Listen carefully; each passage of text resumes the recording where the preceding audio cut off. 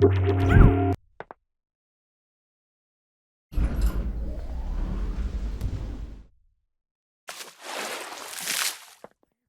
then, we're going to look at transparency, transmission and scattering.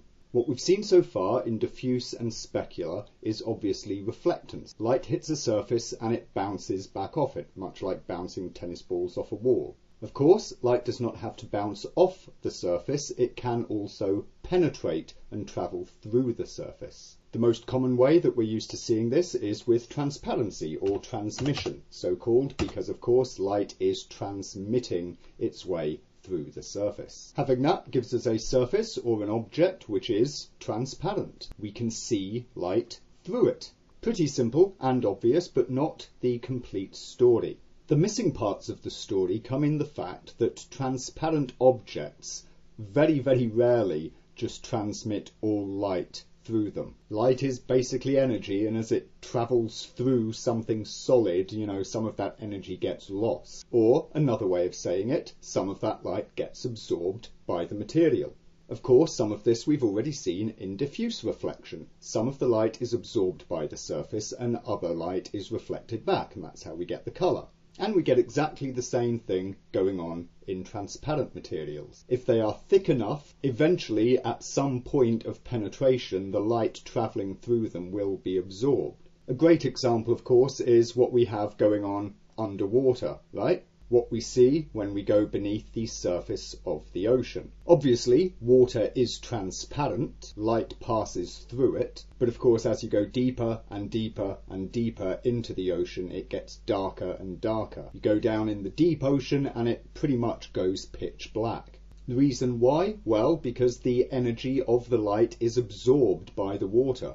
By the time you reach a certain depth, all of that energy has been absorbed and thus there is no more light. The reason, of course, everything takes on this blue cast and this blue appearance, or sometimes slightly bluey green, is the simple fact that red light is absorbed more quickly than blue and green light. When we are making transparent objects then, we can determine what colour of light gets absorbed the most. This will vary from material to material.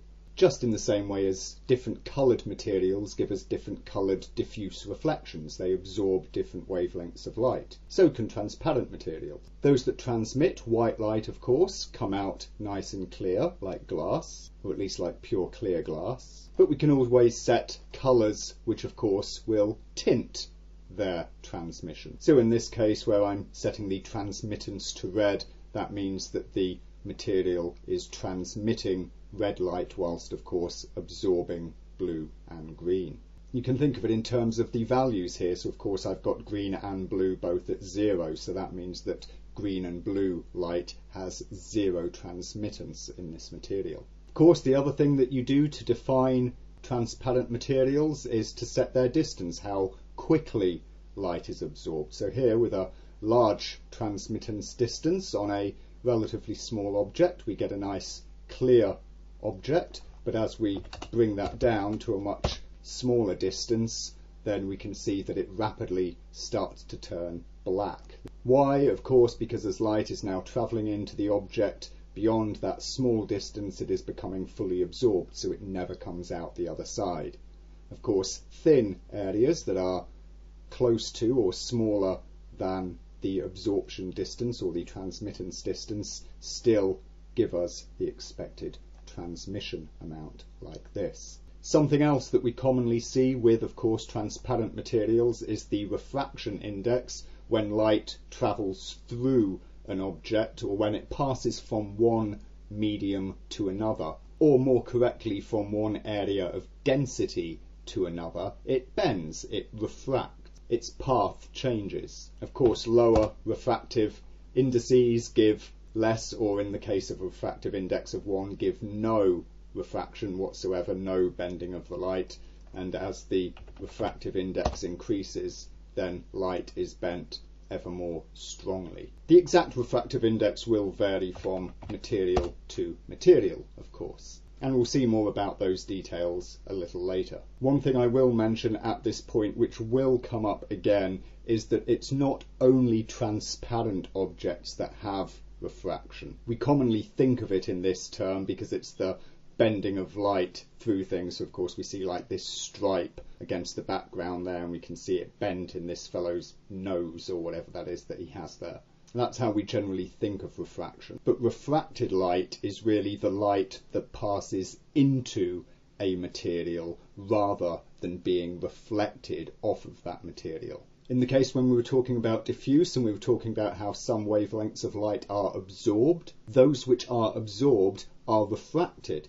It doesn't matter that the material is opaque, that it is non-transparent. Light is still refracted inside the material. It just never comes out the other side. It is simply absorbed. I mention it here and we will mention it again a little later on. So that's transparency and transmittance, pretty straightforward. But there is another similar type property, which is scattering. We commonly refer to as subsurface scattering. Subsurface scattering is sort of halfway between transmission or transparency and diffuse, if you will. Essentially, with a clear material like glass or like water or some such, refracted light, even though it bends as it goes through the material, it then pretty much goes through it in a straight line and comes out the other side, right?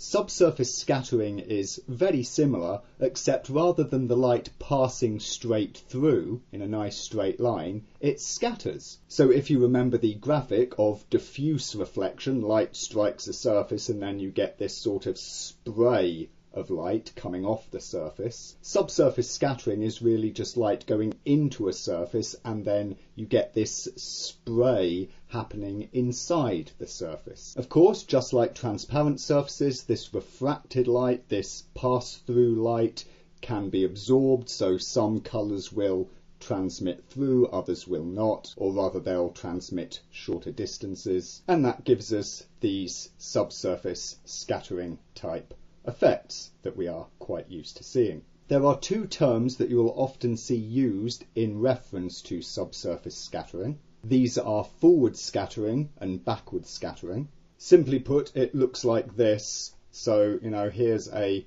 material, here's the light source, and light is travelling that way through it. The light that carries on, that is scattered out in the same direction as the light was originally travelling, that's the forward scattering component. And the bit on the reverse, which you can sort of think of in a way as a diffuse reflection happening inside the material and thus coming back at the light source, that is the backward scattering component. Some types of material will exhibit more heavy forward scattering and much less back scattering.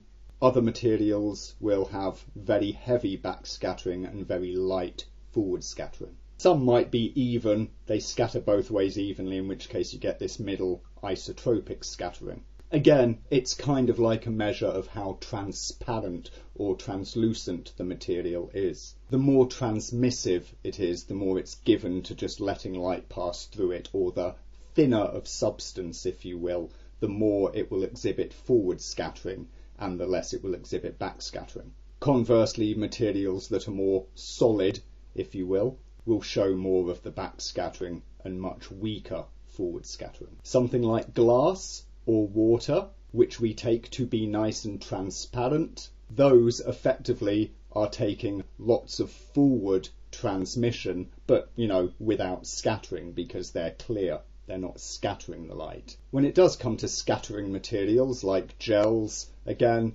as they're sort of transparent-ish, they exhibit more forward scattering and much less back. Whereas when you come to denser sorts of materials like skin or perhaps certain other hard surfaces like marble, at least the translucent marbles, they will exhibit much more back scattering as light penetrates a small amount and then is sort of reflected back again than they will forward scattering. And so there we go. These are the features of transparency, transmission, subsurface scattering, and of course how they work with coloration, absorption of light, and how those factors affect the final look of our surfaces. Of course, we have the allowances, some of which we've seen in our materials for handling these effects, and certain elements are built into the different shader models. And as we get into exploring the shaders and the materials later on in the training, we'll see all of that in more detail.